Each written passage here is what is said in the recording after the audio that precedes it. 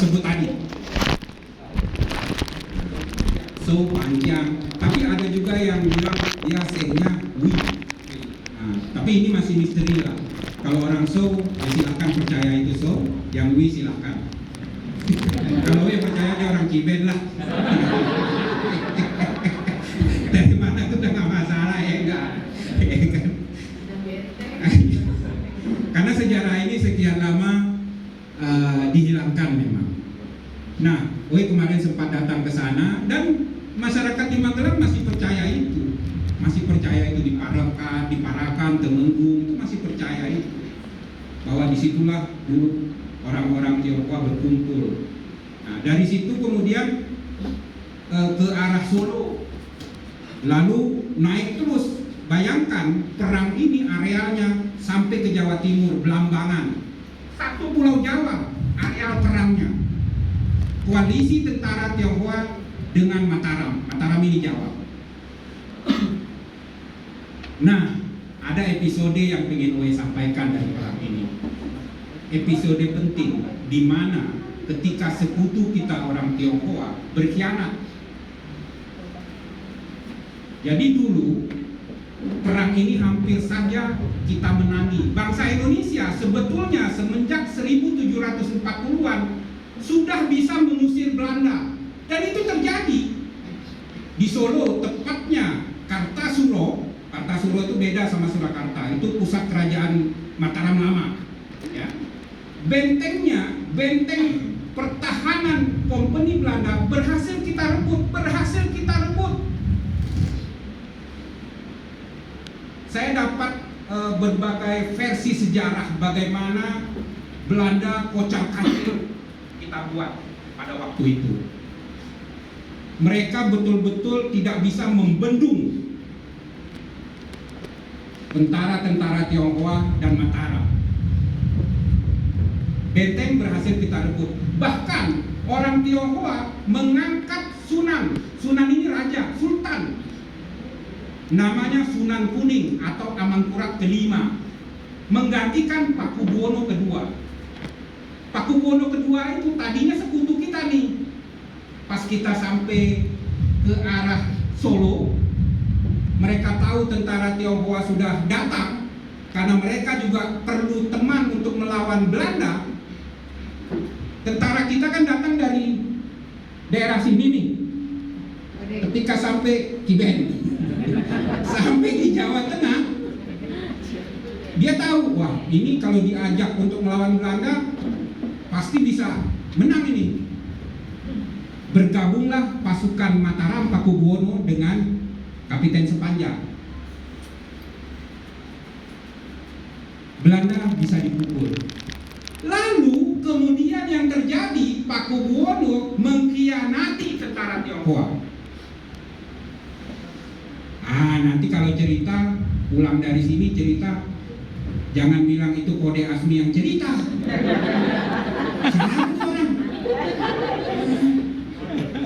Orang legok. Maksudnya jangan cerita itu dari Kode Asmi. Bilang sama yang dengar, ini yang cerita Panglima TNI. Bener nggak lu? Adi Cahyanto. Ingat-ingat, catat. Ingat-ingat, orangnya masih ada sampai sekarang. Ya. Jadi memang dia berbicara seperti itu. Pakubuwono kedua berkhianat, meninggalkan pasukan kita. Dia gabung sama Belanda. Kisahnya luar biasa. Bagaimana orang Tionghoa tetap bertahan untuk berperang melawan Belanda. Yang saya ingin sampaikan, ini adalah bukti sejarah penting. Orang-orang Tionghoa adalah pejuang sejati. Bukan yang ada dalam pandangan orang-orang saat ini hanya pedagang. Enggak, ceritanya begitu. Kalau dia pengen cari aman, ya terima dong tawaran damai Belanda, ya enggak? Ngapain perang cari mati?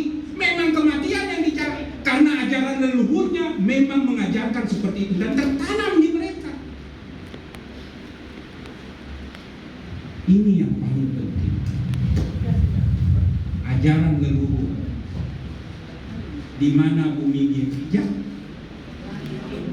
di situ langit dijunjung.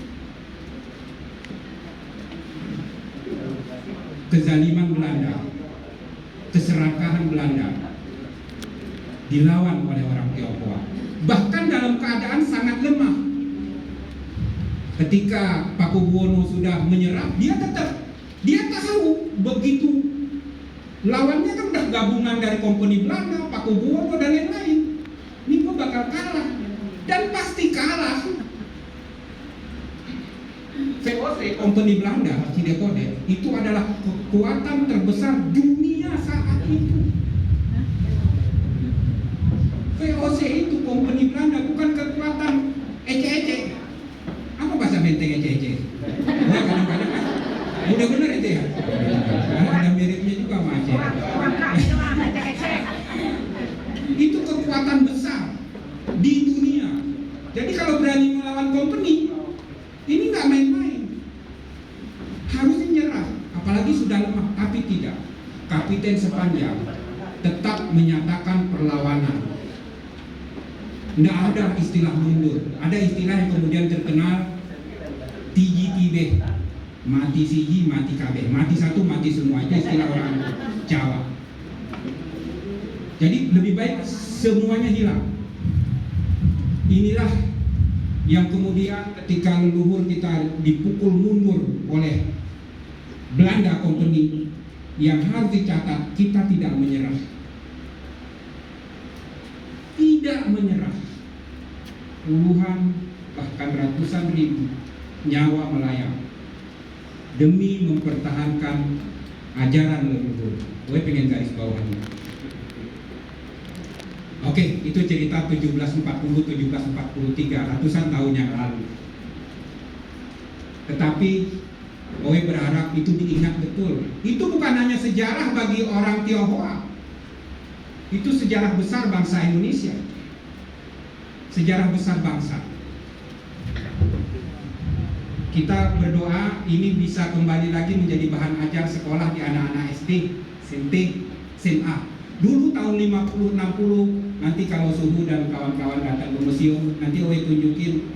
Jadi buku-buku pelajaran dulu tahun 50, tahun 60 itu isinya ada tentang perang tadi. Jadi di antara perang-perang di Nusantara ini ada perang Aceh, ada perang Batak, ada perang Jawa, ada juga perang Tionghoa. Ini kan nggak ada di dalam buku yang pernah Cidekode pelajari kan? Hilang kan? Dulu itu ada. Dulu itu ada. Saatnya itu dikembalikan. Itu bukan hanya harga diri bagi orang Tionghoa, tapi harga diri kita sebagai bangsa Indonesia. Karena itu sejarah yang sangat membanggakan dan bisa menjawab semua tudingan, tuduhan yang tidak baik terhadap kita. Itu sejarah yang bisa menjawab. Jadi bukan pendapat kita pribadi, memang sejarahnya begitu. Oh, orang Tionghoa melebih-lebihkan, bukan. Yang ngomong bukan orang Tionghoa, orang Belanda, sejarawan Belanda. Jadi guru-guru besar sejarah Belanda tuh ngomong kayak gitu. Orang-orang Jawa dari naskah-naskah kunonya memang mengatakan itu. Wah, juga kadang heran kenapa orang Tionghoa nggak pernah catat tentang itu ya. Apa mungkin dulu sempat dibakar atau dihilangkan barangkali ya. Tetapi ya oke, nanti itu PR kita bersama lah. Tapi sejarah itu memang faktanya tidak bisa dipungkiri. Nah, Kwe Tek Wai tentu memahami perjalanan sejarah tersebut, ya enggak? Itu tertanam di dia. Tentu dia tahu persis itu. Inilah yang kemudian dilanjutkan dengan perlawanan-perlawanan lain di setiap daerah. Ini saya udah lewat 1 jam loh, atau setengah jam. Kalau kelamaan atau ini, udah gerah juga nih. Jadi kita, ini begini, Cidekode semua ya. Romo Ramani. Woi, kenapa mendirikan museum Tionghoa? Ada satu hal yang sangat mengganggu tidur selama ini. Kenapa sih perjuangan orang Tionghoa itu nggak ada kita dapat gitu di buku sejarah? Kalau sekarang sih udah mulai ditulis ya, tapi sekitar tahun 2000-an awal juga belum itu. Nah, ini yang mengganggu tidur Oe. Kemudian Oe berpikir, setelah mengetahui, ini harus disampaikan. Makanya Oe bikin museum Tionghoa. Jadi museum itu berdiri tahun 2011. Ceritanya bukan untuk menerima kunjungan orang Tionghoa mulanya, karena Oe mikir orang Tionghoa pasti ngerti ya kan mulanya. Tapi pas dibuka, datang tamu, loh orang Tionghoa banyak juga yang datang. Oe bingung, berarti kagak ngerti juga enggak, kata dia. Marah juga dalam hati kan. Ya kan? Kok tadinya memang itu museum, Oe pengen cerita gini untuk yang bukan Tionghoa. Kan tak kenal maka tak sayang. Kalau udah sayang kan bisa ngelamar. Ya kan boro-boro mau ngelamar. Kenal juga kagak ya kan.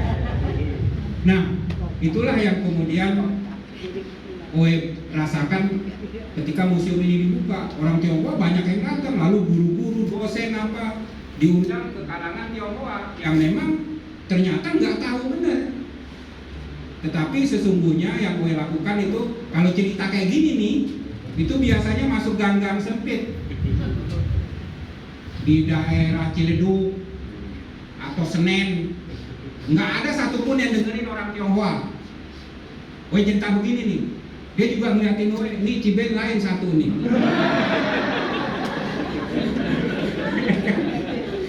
Jadi Ciben udik, Ciben kota, udik. Jadi ketika Oe cerita gini, mereka tuh bengong dengerinnya. Jadi Karang Taruna, Oe ini sering digilir sama Karang Taruna, RT RW gitu. Oh kesini, untuk cerita seperti ini, dan mereka antusias dengan karena nggak pernah dengar. Banyak yang habis ngomong tuh pada tobat. Gue minta maaf Kode, tadi gue punya pikiran yang negatif, tapi sekarang udah enggak. Tepuk tangan dong. Dan itu bagi Oe satu kepuasan hati. Setidaknya ketika mereka nanti diprovokasi, diajak untuk yang tidak-tidak, mereka udah denger ya kan, udah tahu. Wah, Kode Afni nggak ngomong kayak gitu nih. Nih malah dikejar orangnya. Dulu ini cerita, jadi acara ada satu tempat spanduknya udah dipasang gede di lapangan. Ini Karang Taruna yang bikin sejarah perjuangan Tionghoa. Kan? Jam 4 subuh panitia telepon Oe. Itu spanduk udah dipasang hampir seminggu. Jadi udah jadi pembicaraan. Tempat diperkirakan akan penuh. Panitia kewalahan konsumsi. Nah, lapangan bola. Bukan lapangan bola yang gede, ini kecil. Futsal. Jadi jam 4 subuh panitia telepon, Bang, spanduk diturunin. Panitia diancam. Wah, gue udah khawatir itu sebenarnya di wilayah itu terutama kejadian juga. Lalu kalian gimana panitia? Ya nggak mungkin kita bikin di situ lagi Bang. Panitia pada takut lah. Memang diancam panitianya. Lalu gue bilang kita pindahin ke tempat lain di rumah ketua panitia. Setuju ketua panitianya. Nah, gue datang tuh besoknya. Ya jam 4 subuh paginya lah udah datang. Rombongan lah sekitar 5-10 orang. Pas datang ke tempat itu semua sepi, nggak ada orang, kabur. Yuk. Panitia satupun nggak ada yang ngomong. Jadi kita datang kayak alien. Atau tukang tagih apa tuh namanya itu? Kolektor. Jadi pas kok ini kampung sepi gitu. Memang sepi, nggak ada orang, kabur. nggak enak atau gimana nih orang? Tapi memang benar, mereka dipaksa untuk tidak mengadakan acara. Alasannya macam-macam, ada ibu-ibu yang datang, oh mereka acara ini, kemana-mana lah, pada kerja, pada ini. Tapi bertahan di situ, kita tunggu 1 jam. Masa mereka tega sih nengok dari balik jendela? Kode Asmi udah pergi belum? Ini kayak perjuangan tahun berapa ya? Ini baru-baru ini sebetulnya. Baru 2 tahun, berapa tahun yang lalu, ya kan? Tetapi ya mereka akhirnya kasihan juga, nggak tega, keluar juga satu-satu panitia. Akhirnya diadakanlah acara itu di rumah mereka, di rumah ketua panitia tadi. Acara terselenggara dan bagus. Ternyata di antara yang hadir itu ada orang yang tadi menolak acara tersebut, yang ngancem. Lalu dia ngomong, saya minta maaf kalau tahu isinya kayak begini. Saya mohon acara ini diulangi lagi.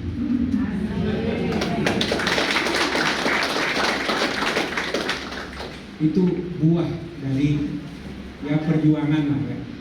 Yang gue kira tidak mudah menyampaikan kepada orang. Memang kita harus, barangkali luka-luka kecil itu biasa ya. Jadi kita jangan berpikir ini bertabur bunga jalannya karpet merah gitu, enggak. Tapi seperti itu. Dan bagusnya wilayah tersebut, kalau sekarang nih, kalau ada apa-apa urusan Tionghoa, pasti wilayah itu maju paling depan kalau sekarang. Membela paling utama. Gue sudah yakin itu. Karena sudah kenal, sudah tahu. Gue terangin sama mereka di antaranya nih. Kalian tahu bambu runcing nggak? Iya, pasang 17-an. Tahu nggak sejarahnya dari mana? Enggak. Nah, ceritain perang tadi geger pecinan. Bambu runcing dari situ ceritanya. Kalau nggak ada perang itu nggak ada bambu runcing. Itu orang Tionghoa yang ngajarin. Oh begitu. Toya diruncingin. Mungkin jadi kode juga belum tahu kali. Nanti lain kali mesti ada nasi kuning tuh. Dari kaca. Nah hal-hal seperti itu gue alami dalam perjalanan, ya kan?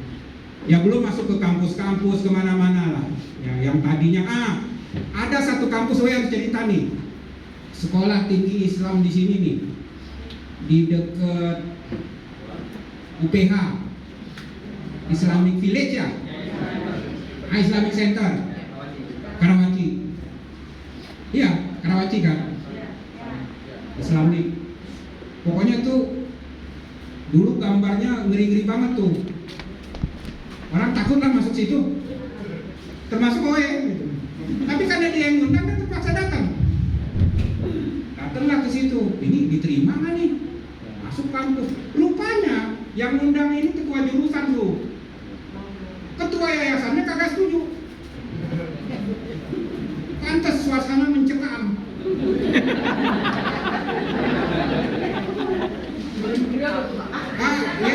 Ya, zamannya Monas dulu, rapat akbar 252 ya. Begitulah, lupakan saja. Jadi pokoknya suasana nggak enak gitu. Nah, gue tetap datang tuh, masuklah ke ruangan ini, pikir nih dieksekusi kita ini. Ketua yayasan datang apa segala macam. Ternyata mahasiswa bludak rame sampai keluar ruangan. Itu 2 gede ruangannya disambung, lalu di luarnya itu di pelataran juga penuh, nggak penuh, pada grafiter. Lalu cerita kayak begini lah, nggak jauh-jauh ceritanya perjuangan Tionghoa. Ternyata mereka antusias. Ini nggak ada Tionghoanya loh. Lalu ketua yayasannya selesai acara. Jadi ini ada yang aneh, memang acara kan peserta banyak. Tiba-tiba ada yang ngirim makanan, ratusan makanannya. Makanannya premium lagi. Kayaknya yang ngirim orang Sumarekon tuh. Karena harganya bisa sampai cepek katanya, 1 bungkus. Pasti ada apa-apanya tuh makanan. Sampai cepek harganya ya kan. Bungkusnya juga kayaknya sayang dimakan nih. Sayang dibuang. Mereka juga aneh kok tiba-tiba ada yang ngirim apa. Gue juga nggak tahu siapa itu kan. Lalu mereka ngomong lebih baik acara seperti ini diadakan lagi. Nah, satu kampus itu akhirnya diundang semua, mahasiswanya seberapa banyak mau datang, dosennya sama pengurus yayasan. Tahu kemana diundang? Pahwa, Sumarekon. Kayaknya dia tuh yang ngirim tuh nasi bungkus tadi. Ya kan? Nah, kalau dari perguruan tinggi Budi kayaknya gue nggak yakin. Canda.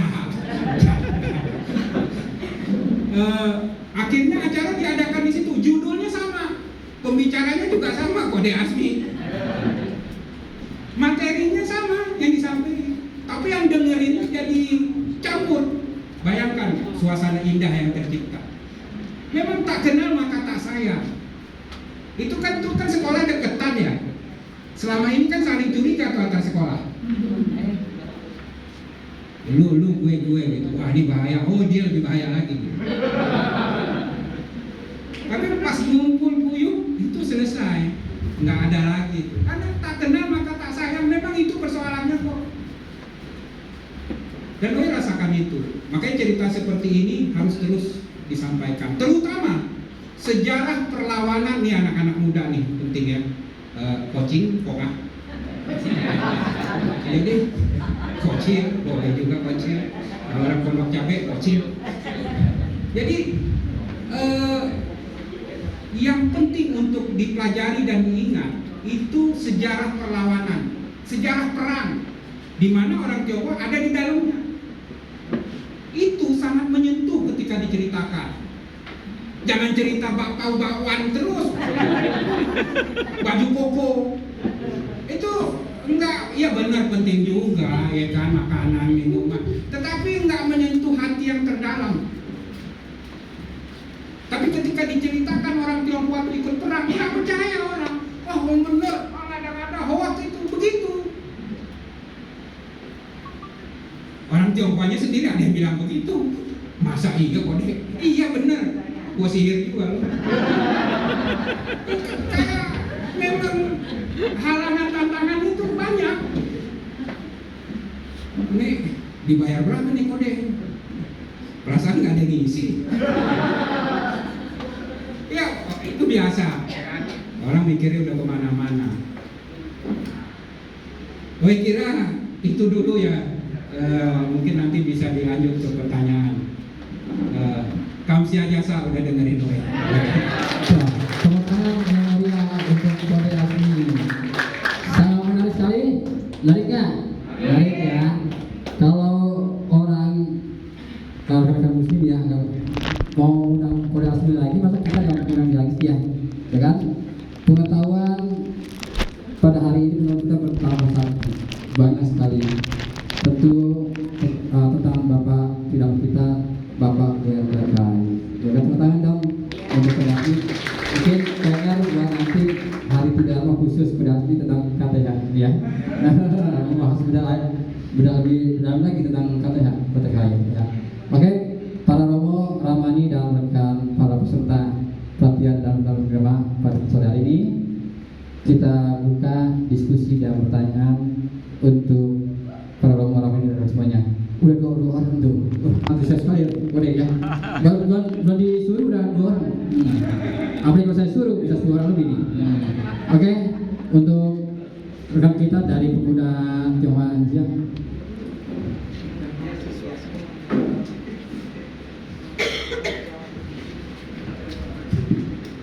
Ya, terima kasih atas kesempatannya. Izin bertanya Kode Asmi. Jadi saya sempat baca tentang kisah Bapak Kue. Memang Bapak Kue Teko ini kan tokoh Tridharma, tapi juga saya sempat baca Pak Kue Teko ini kan juga berupaya mengorganisir orang-orang Tionghoa kan, karena ada andil beliau juga gitu. Nah, pertanyaan saya adalah organisasi ketionghoaan itu kan pada zaman dulu ada lumayan banyak. Saya nggak pakai mic ya, Jadi organisasi ketionghoaan itu kan ada beberapa, ada Tionghoa Wei Kuan, ada Siming Wei, ada segala macam, ada Bapaki,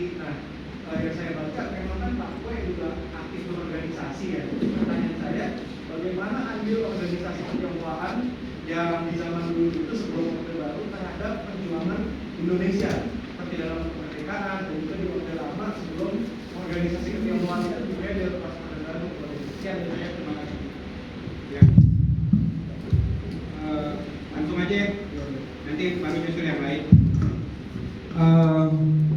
Gini, coaching. Coaching kalau ini ya.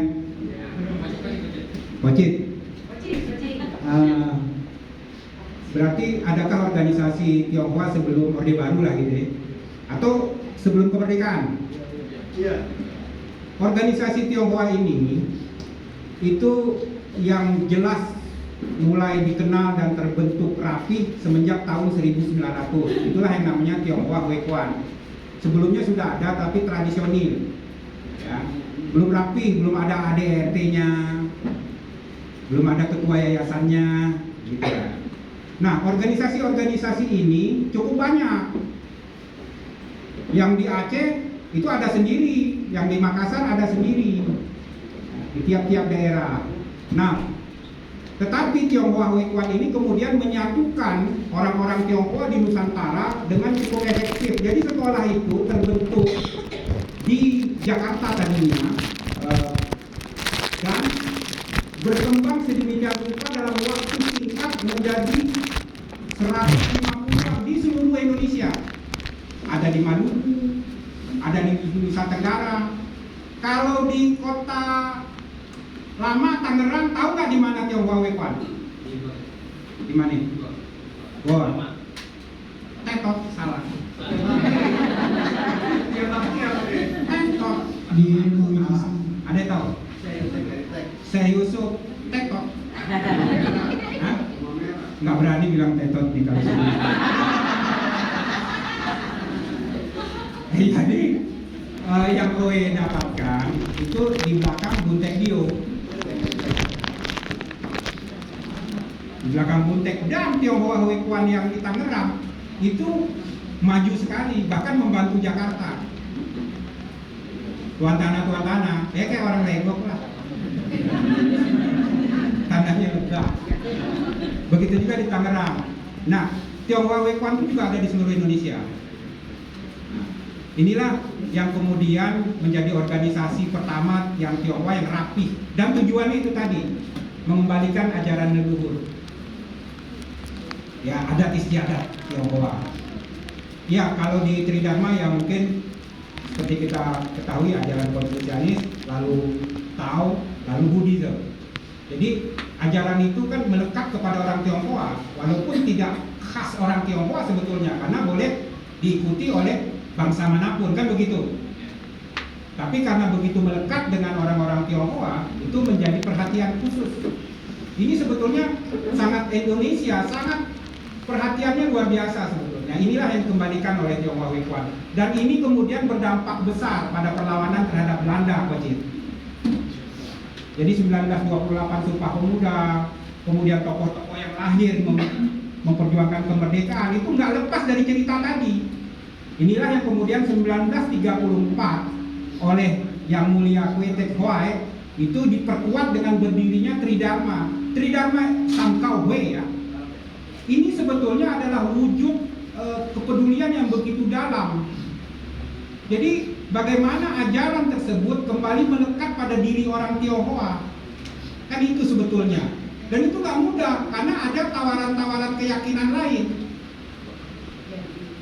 Adat istiadat yang begitu beraneka ragam itu ya pada waktu itu sebetulnya ada ancaman terutama untuk orang-orang Tionghoa di mana mereka sudah kehilangan jati dirinya. Jadi ini persoalan ini sebetulnya udah lama, bukan sekarang-sekarang aja. Nah, organisasi ini sebetulnya lebih ke sosial. Ya, mengembalikan itu. Nah, itu mewarnai organisasi Tionghoa lainnya sampai setelah merdeka. Kira-kira gitulah. Ya, Kocit?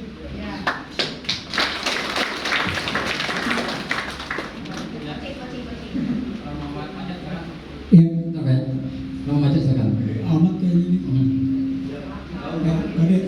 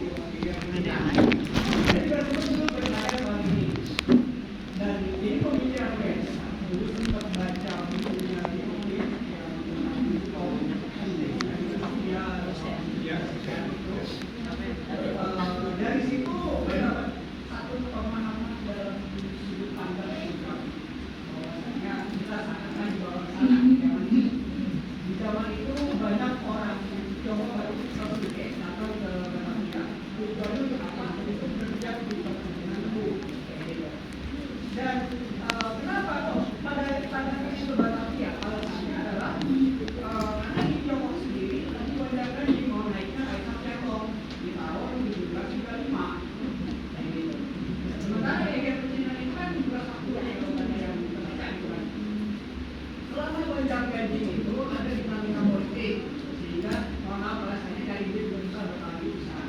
Dan orang kita itu punya mental rantau, mental rantau kayak gitu. Ada yang keluar daerah, ada yang kebiasaan, ya.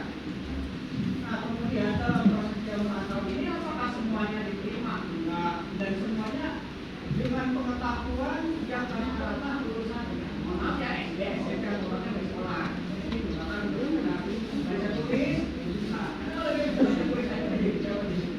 Udah tingkat 9 lumayan bisa menjadi menjamin lah. Nah dalam proses ini juga ada banyak orang kita yang berbuang dan bisa masuk ke dalam dia lalu diberlakukan sepanjang yang saya tahu. Jadi orang tadi kemana?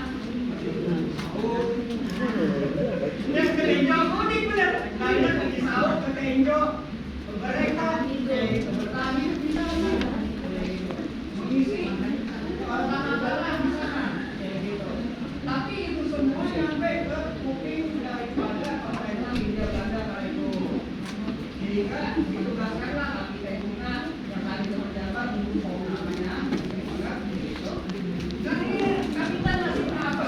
Kalau ngomong gitu, begininya membela saudara, begininya yang berada. Anak ini mau bisa dengan aneh, kan? Karena gimana mau nangkap orang sendiri kita tak mungkin, gitu. Sementara orang-orang dari kekuatan masuk ke Tiongkok dan masuk ke Indonesia karena sudah tampil paling. Bahkan ada yang lewat jalur-jalur khusus, memang juga ada pilihannya itu mau nyebrang atau mati, gitu. Akhirnya yang akan diambil dalam tanda petik yang khusus jadi berjasa informasi teknologi musik dalam musik saya gitu ya. Akhirnya juga itu akhirnya nanti dibombardir dalam dan dulu bisa masih itu yang bagian yang mereka adalah Papua. Saya tahu ini Papua itu di sini arsiteknya yang bagian dan mana ada peristiwa menjadi bombardir yang nah itu saya mau bagi kepada kita semoga ini elaborasi kita. Pakai kacamata sebentar. Ya, udah pegang visualnya. Silakan kok. Itu dijawab pelayan terakhir bertanya. Ya. Silakan kok. Ya. Saya mau nanya begini Pak. Kalau kita kan memang orang Tangerang ya. Itu kita kalau kita mulai dari sukunya, kalau orang Jawa itu kita orang suku Hokian. Jadi antara orang Medan, orang Bagan, orang Tangerang ini semua sama-sama suku Hokian. Cuman bedanya kita nggak bisa nulis kenapa. Kalau di Medan sono, tukang beca aja bisa ngomong Hokian. Di Bagan juga bisa gitu loh. Ya. Sampai dia tradisi bakar rongkang itu dari mana-mana datang. Ya. Nah kita yang di Tangerang ini memang ketinggalan jauh. Kenapa ya namanya Cina bentengnya aja udah nggak ada di Tangerang. Nah yang saya mau tanyakan ya, kalau kita orang Tridharma, yang kita bacakan doa untuk berdoa itu adalah bahasa Hokian, bukan bahasa Mandarin. Walaupun dikatakan budaya Buddha Mahayana, tapi kalau Mahayana itu pakai Mandarin, nggak belajar bahasa Hokian. Nah yang kita pertanyakan sekarang, ya kalau kita, saya kan orang Jakarta ya, tadi sekolah di Taekwondo, papa saya juga dulu sekolah di Taekwondo. Itu semua tadinya sekolah orang Tionghoa, karena peristiwa Orde Baru itu disita semua. Jadi SMA Negeri 2 juga sekolah Tionghoa, ya itu semua sekolah orang Tionghoa. Tapi kalau sekarang ditanya, ada nggak orang Tionghoa di sana? Udah tinggal minoritas. Kalau zaman saya dulu sekolah, orang Tionghoa mayoritas di situ. Sekarang orang Tionghoa di sekolah negeri itu jadi minoritas. Larinya sekarang ke swasta semua. Nah, engkong saya kan di Kedaung dulu bukan sekolahan, Pak. Tapi karena peristiwa itu disita sama negara, jadi sekolah negeri. Gitu. Jadi kita mau bikin sekolahan yang kayak gimana? Kalau tadi dikatakan cangkangnya orang Tionghoa, isinya udah orang bule. Benar itu. Benar itu. Ya, dari keluarga istri saya aja orang Bagan. Tadinya Buddha tradisional semua, sekarang Buddhanya jadi minoritas. Semuanya pindah semua karena non Buddha. Nah, tanda tanya pertanyaan kita kayak sekarang kita kan dikelilingi kita dunia. Orang dari dari seberang datang kemari ngebangun, ya kan, mengatasnamakan orang Tionghoa. Tapi di komplek itu kaum Tionghoa, ya kita nih orang Benteng minoritas. Kalau ada masalah ribut, kita yang kena imbas. Begitu pula kasus yang di Jakarta kerusuhan Mei. Tadinya yang ditarget itu bukan orang Benteng nggak ditarget karena akur sama pribumi. Yang ditarget itu yang nggak pernah akur sama pribumi, tapi kena imbasnya. Sama kayak sekarang kan kasus di PIK 2 juga kan, jarang orang Benteng tinggal di situ. Malah kita orang dia ada cengkong, keripik apa yang kena busur di situ benar. Tapi kalau ada nanti kerusuhan, kita lagi kena imbasnya. Nah, yang jadi pertanyaan saya kan tadi saya bilang kan, antara Bagan, Medan, sama Benteng itu sama-sama satu suku Hokkien. Nah, tapi sekarang saya tanya lagi, antara orang Bagan sama orang Medan sama orang Benteng nyatu nggak? Ya coba aja deh di lapangan nyatu apa kagak. Kalau dia itu udah keluar bahasa dewanya, orang kita udah pusing apa yang dia omong dah. Tapi kalau nanti kena imbas, kita juga yang kena imbas. Nah sekarang bagaimana? Kita nih sekarang agama juga kita udah jadi minoritas Pak. Karena yang gede-gede udah ditarikin ke sana semua. Nah termasuk TPKOM petak 9. Ribut kan? Sampai sekarang dibangun gak kelar-kelar. Tadinya orang Benteng, orang Tangerang kita ke kota, namanya kota seperti ya. Kebaktian di sono, Sunayan di sono. Sekarang udah minoritas. Pertanyaannya kok langsung kok. Yang saya tanya begini, bagaimana kita ini sebagai minoritas bisa menguasai lagi wilayah ini jadi mayoritas? Oke. Ya, terima kasih kok. Sekarang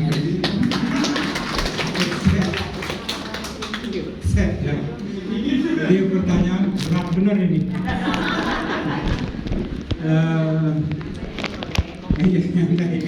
Santai. Tapi sebelumnya begini, jangan pernah merasa minder atau rendah diri kalau orang-orang Tibet tidak bisa bahasa Tionghoa ya, mau itu Hokkien, mau itu Ke, Teochew atau Mandarin ya. Kenapa gue harus bilang kayak gini? Mereka boleh bisa berbahasa, tetapi soal budaya boleh belajar ke Benteng.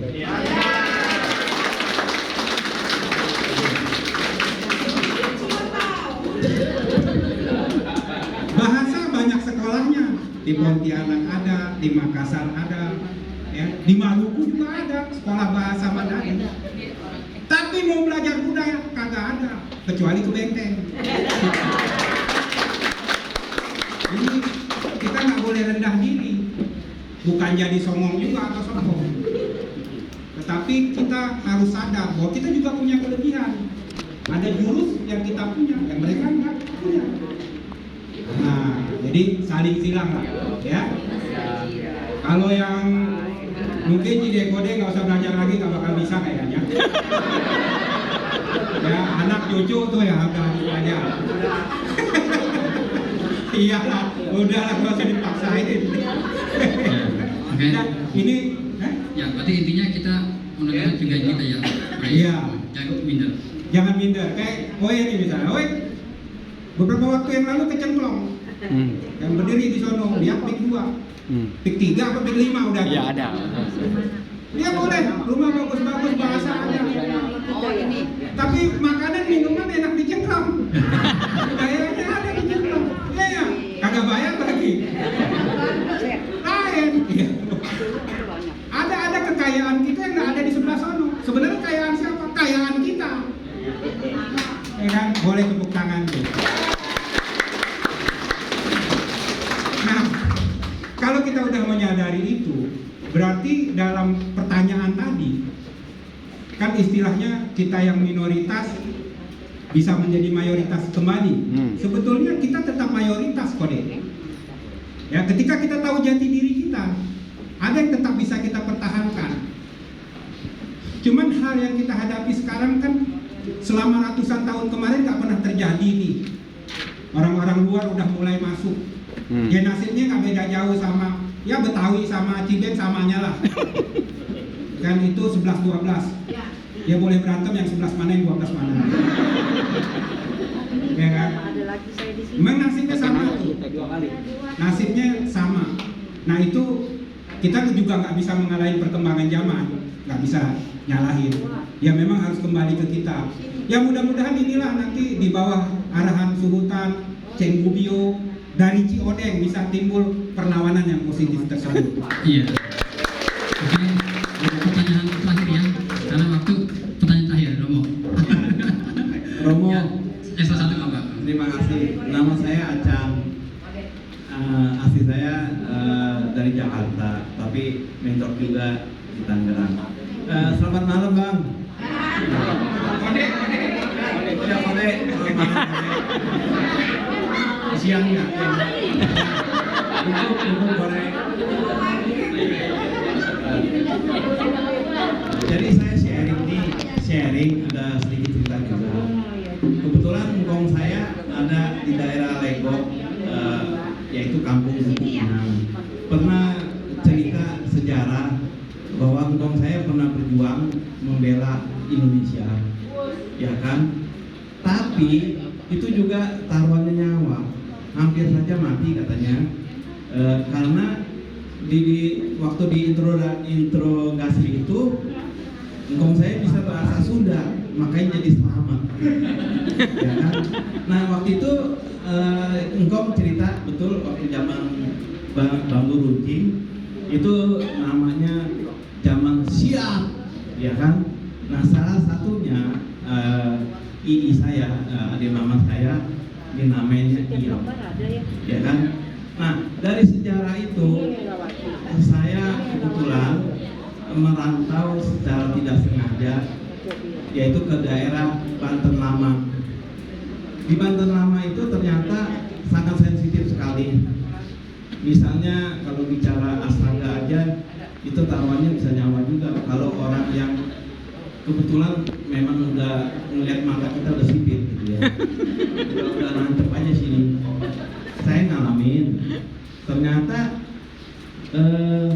waktu zamannya Orde Baru, itu kan waktu zaman Orde Baru 80-an ya, saya merantau ke sana. Saya usaha sebagai nelayan. Tidak ada kenal satupun teman. Yang saya kenal adalah Wihara Avalokiteswara.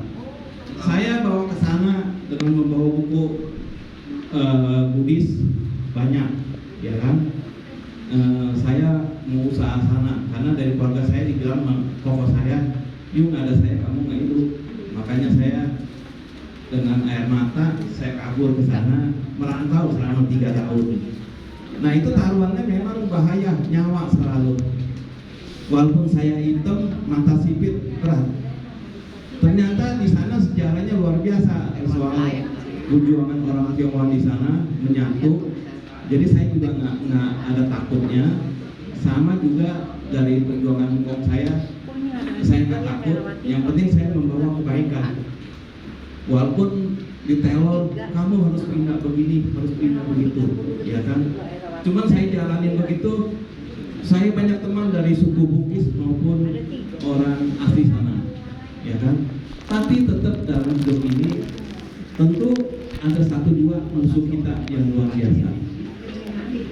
Dimanapun kita tinggal begitu juga. Sama juga saya waktu ada di luar negeri begitu juga. Taruhannya nyawa juga secara nggak sengaja, yaitu jatuhnya karena suku dan agama.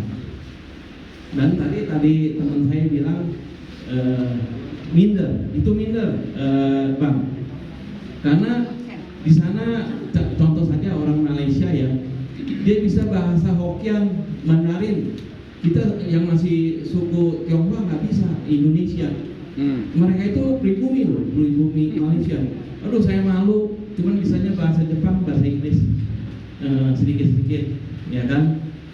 Sampai saya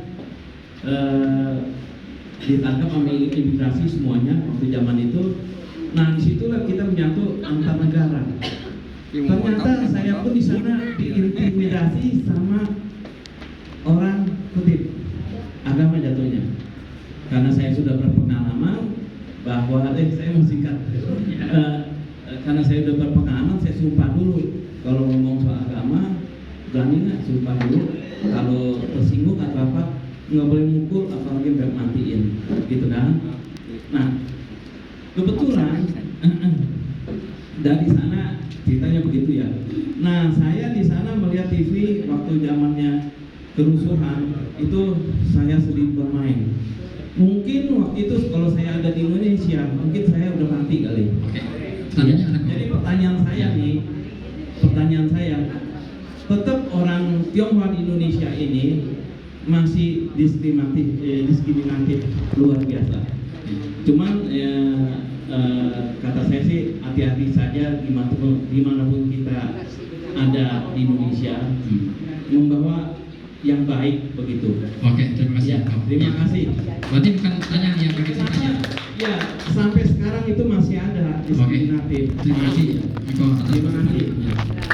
Kami tahu. Ya, ini kode kalau diskusi sore-sore. Ini pembicaraan lain bisa berulang nih. Bagian. Jadi terakhir pertanyaan atau ini dari Romo Eko. Silakan Romo Eko sebagai penutup. Jangan berat-berat Romo. Oke.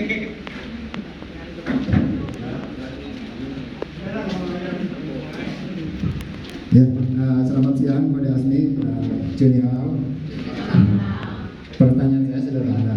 Saya sering sekali menonton YouTube atau TikTok Kode Asmi ya, yang tentang menceritakan tentang sejarah-sejarah orang Tionghoa di Nusantara. Kalau yang saya lihat itu banyak sekali memang pejuang-pejuang Tionghoa ya, untuk kemerdekaan negara Indonesia. Tetapi kenapa ya disembunyikan gitu maksudnya? Dan di zaman Orde Baru itu benar-benar dikubur. Yang saya mau tanya itu kenapa? Ya, ada kesalahan apa? Ada ketakutan apa sehingga orang-orang di Orde Baru, masa di Orde Baru itu menyembunyikan identitas kita sebagai warga Tionghoa yang punya peran penting kepada bangsa Indonesia. Mungkin Kode Asmi lebih tahu dan bisa menjelaskan kepada kami sejelas-jelasnya. Penyebabnya apa? Ini pertanyaan pamungkas tapi berat bener ini. Katanya sederhana. Begitu pulang nih. Pengen jelaskan begini dulu.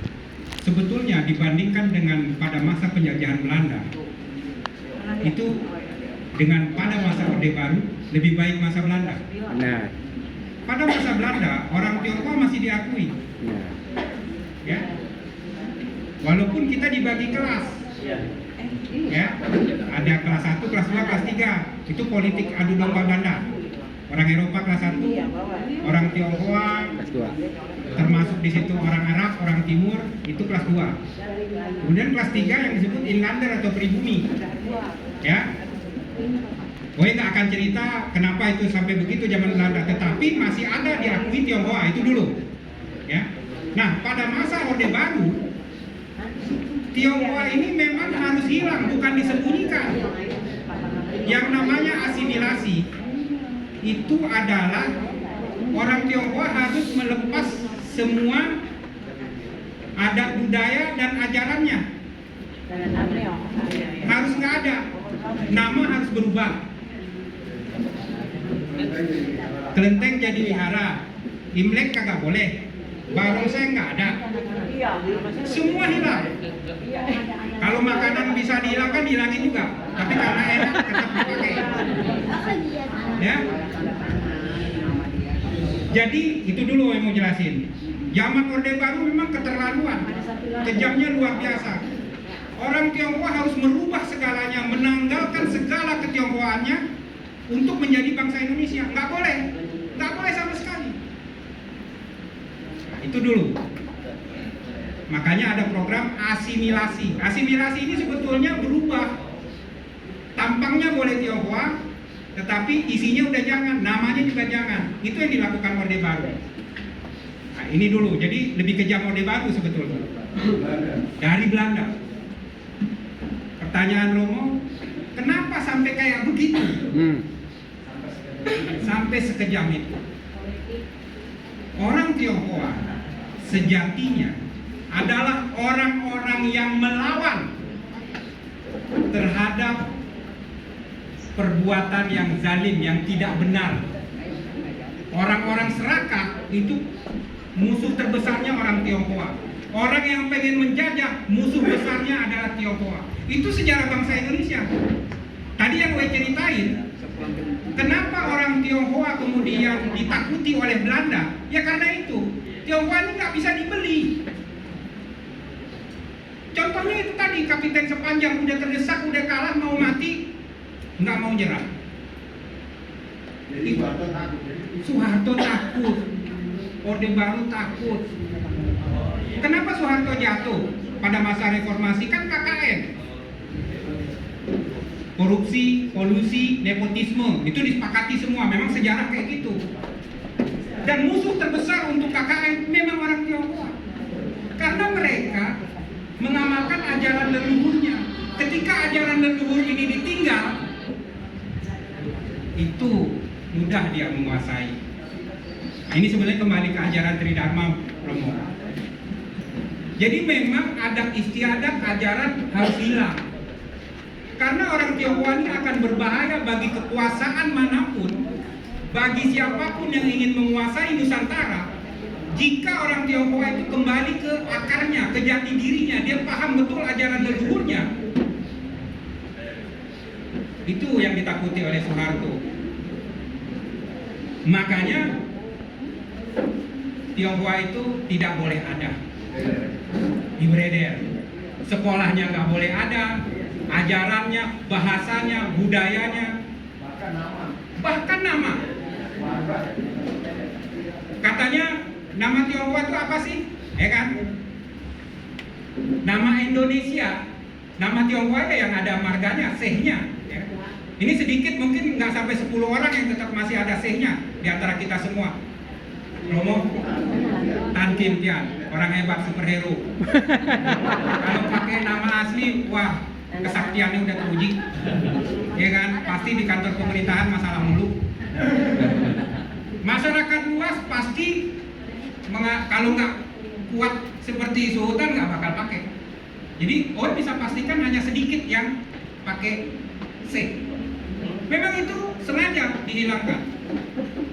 Nah, ini yang mereka khawatir. Kalau orang Tionghoa ini sadar diri, bahaya. Itu loh. Jadi mungkin jawabannya bisa memuaskan pertanyaan tersebut.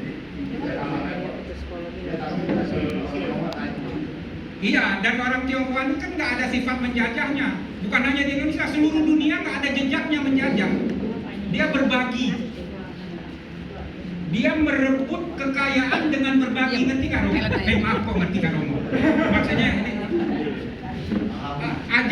ajaran leluhur kita bisa mendapatkan sesuatu kalau kita berbagi, ya kan? Itu merayu alam semesta namanya. Tepuk tangan untuk Kode Asmi. Kasih. Sekali lagi tepuk tangan untuk Kode Asmi. Ya, sangat menarik sekali, ya sangat menarik. Ya teman, karena waktu dibatasi ya Kode ya. Ya, nanti dan waktu kita khusus buat Kode Asmi ya. Biar rekan-rekan kami dari komunitas Tionghoa khususnya Tridharma semakin bangga sebagai orang Tridharma. Hidup Tridharma! Hidup Tridharma! Kode Asmi, terima kasih Kamsia. Terima kasih Kode Asmi, tepuk tangan untuk Kode Asmi.